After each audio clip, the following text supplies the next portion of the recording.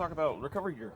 It's spring and we're about to get out for our wheeling season here, and it's a good time to look over all your stuff, make sure it's in all good working order, and I'm just going to kind of show you some of the stuff I have and just what to look for and just how to inspect your stuff. First of all, I'll go with the Winch controller. If you have a battery powered one, good time to make sure the battery's charged up in it. I don't particularly like using the wireless part of my controller, but I like using the wired part, and then I'll show you later on how to unspool the winch and check the winch rope. But that's the first thing I wanted to check out there. And then I always have a good pair of gloves. I got a leather gloves, and then I got these regular gloves here. A good thing is not to have straps on your gloves. Like, these are good, they slip on and slip right off. So if your hand ever gets caught in the winch line or something, it just slides right off and your hand doesn't get pulled in. It's a good idea to have. Good pair of gloves are great to have. I always have a couple pairs on hand just to have. They're great. So these are my bow shackles. I always make sure that they're free and they're easy to spin in and out. Make sure there's no burrs or anything in them, you know. So these are easily actually, this is frozen. I need to get a tool to unseize that, but that's fine. I haven't used it in a while, and that's on my list. The next thing is my Snatch Block. This is a Warren Epic Snatch Block. It has a greasable point here. Right now is a good time to grease that up before you get out on the trails. Make sure everything's nice and free. Works great. The next thing I'm going to go on to is my tree saver. Tree savers are very important. What you want to look for is any frayed marks, you know, where it's starting to tear or anything like that. You don't, obviously, if it's starting to tear, you want to throw it out. It's not good. So, yeah, this one's still in really good shape. And I'll move on to my soft shackles. I have a couple of these here. Soft shackles are really strong and durable. They're a great piece of equipment. You just want to make sure that, you know, that the slip knot slips through and everything's working in good order there. There's no fray marks. Same thing on these. I've used these pretty extensively, and they've been great. Same thing with this one and this one here. Just like I said, make sure there's no fray marks or tears in them. They're all in great condition. And then to my Kinetic Rope. The Kinetic Rope, you same thing. You just want to make sure there's no fray marks, no rips, tears. These things are super durable. They hold up really good. Mine for winter wheeling a lot, and this is a good time of the year to set it out in the sun, let it dry out, so get all the moisture out of it so it doesn't stink when you put it back in your gear bag. I always hate stinky gear, and it's nice to get it all aired out and fresh. Next thing I'm going to move on to is my winch line extensions. Same thing, just you know, you want to look through it, make sure that's not a fray, that's just the end of the line where we had tied this one together. But yeah, just make sure your winch line extensions are all in good order. These are brand new ones. I haven't even used these yet, but you know, make sure they're all in great working order there. Take a look at your tire repair kit. Make sure your plugs are good and still not dried out. Make sure you still have plenty left. I mean, I haven't used any of these. There's plenty left there. Make sure all your other tools are in there that you need. My kit's pretty nice. It's got an X-Acto knife. It's got some grease here that helps put the plugs in. And then just your plug tools, make sure they're all in great order and nothing's broken on them or anything. Extra valve stems, those are great to have. Make sure you have a few extras, and valve stem core and valve stem core tool.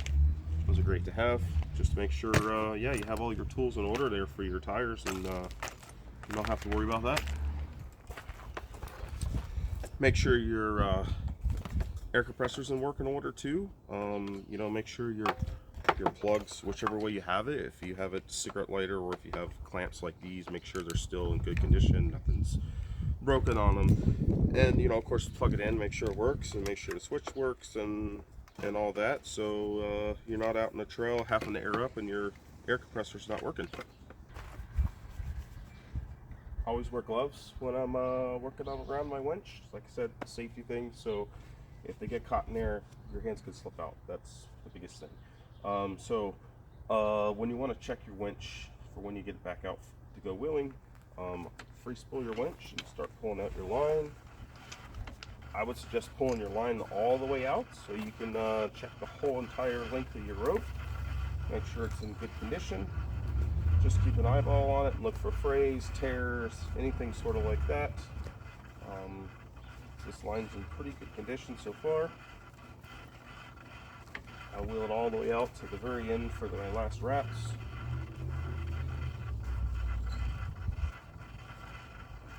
If you ever want to power out your line, you always want to pull it out by hand.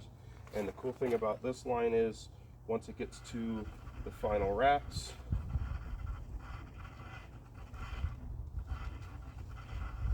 right there, it's got a nice little piece of rope, and that's when you have, I believe it's 8 wraps on the drum, which gives you maximum power for your winch. So what I like to do is spool it back in and make sure it's nice and tight.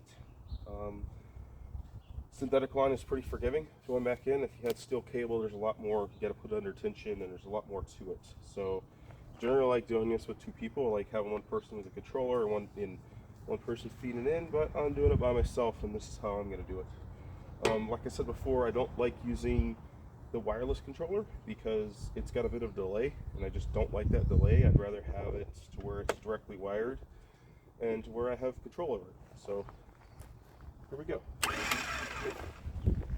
Gotta engage it first.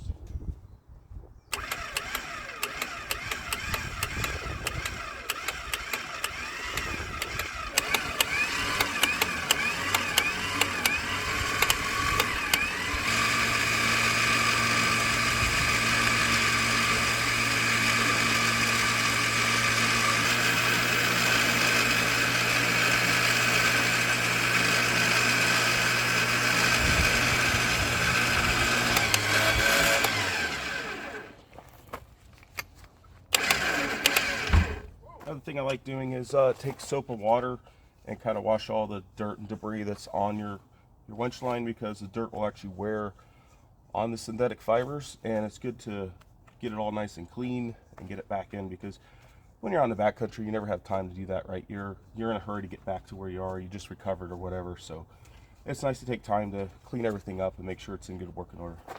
Recovery boards are another thing I like to look at. These are brand new, so I haven't actually used these, but the one thing you want to look for is make sure you don't have any broken nubs on here. That's kind of the traction part of your traction board, right? And then of course make sure you don't have cracks going through them. These are Max Trax Extreme Tracks. They're really tough and durable. Haven't had a chance to use them yet, and I'm sure I will here shortly, and we'll see how they work.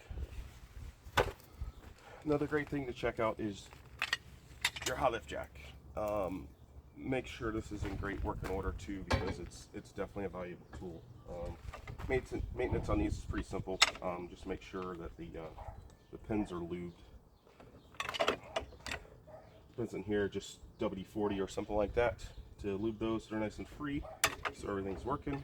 Make sure it climbs. Make sure none of your pins are broken in here, your locking pins. And yeah, it's a awesome tool to have for when you need it. I get all my gear from Freedom Recovery Gear. That's a great Canadian company. Richard makes all this stuff here in Canada. I'll leave a link down in the description below to where you get all the gear that I've shown you here in this video today. Hope I showed you guys how to inspect your gear properly and get out there on the trails and have some fun here this summer or this spring and summer. Thank you.